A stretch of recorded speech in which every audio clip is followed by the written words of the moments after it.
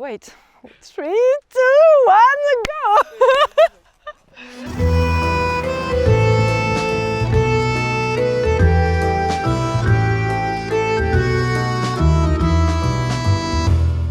My name is Charline, and behind this Rafiki, my Toyota. Oh no, I do it again. Because you were like smiling a lot. So I'm Charline, and behind me is Rafiki, my Toyota Hilux.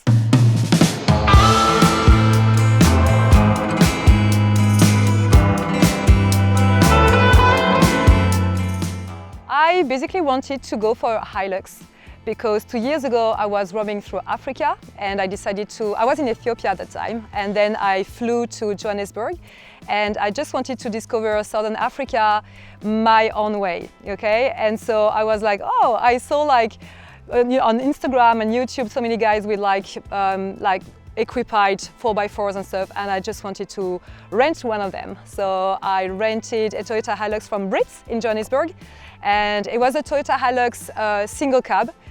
And then I got caught because of COVID in Botswana, and I had to be repatriated to France. And then I was like, oh yeah, I want to drive back to Africa with my own car. So a Hilux, nothing else, because it reminds me of Africa. To get a Hilux was quite challenging because it's not very popular in France, right? You only find this kind of like pickup truck in the mountains. So basically, I was looking for a car for like 3 months, and I finally find my Hilux, this one behind. And so I found it in the Alps in Chamonix. And so it was like, I just bought it, very easy. But then it was very challenging to equip my Hilux because overlanding is not popular in France at all. You can find some overlanders in Germany or the UK, but France, Italy, Spain, you don't find. So it was quite challenging to be credible to garages, and yeah, I had to fight a little bit. On Rafiki, the modification was just a few, like the basics. So I just changed the tires. So the 5 tires are like Cooper tires, 80 Cooper tires. I've got like skid plates underneath, 3 parts of skid plates. I've got the snorkel. I've got obviously like the overlanding equipment, which is the load bed rack and the rooftop tent. And basically, yeah, the suspension kit. So bumpers in Europe are illegal. Yeah, that's why I'm not carrying a bumper at the moment, and I'm looking for a bumper.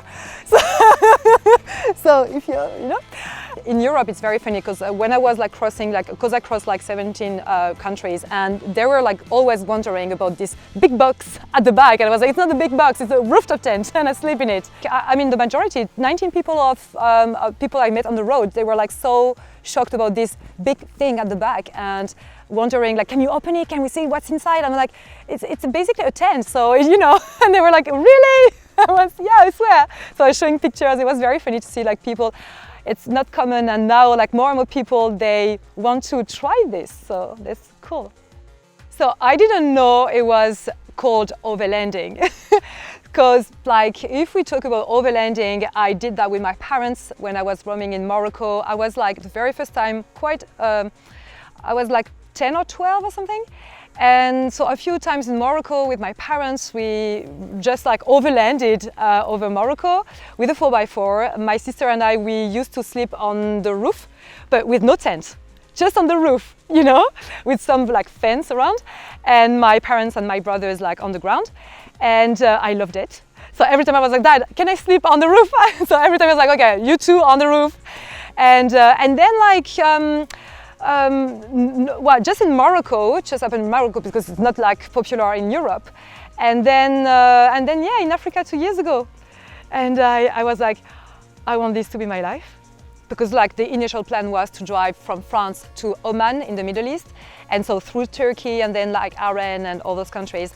And so I could drive easily to the east of Turkey, so very nearby, a few kilometers from the border with Syria. At that time, unfortunately, the Ukrain War started.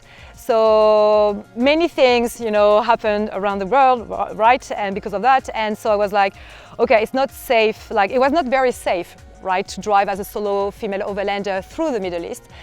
But with the Ukraine war, I was like, okay, maybe not. And all the information I had from people working in the ferry industry in Oman was more and more unstable, and I couldn't rely on those people anymore. I felt it.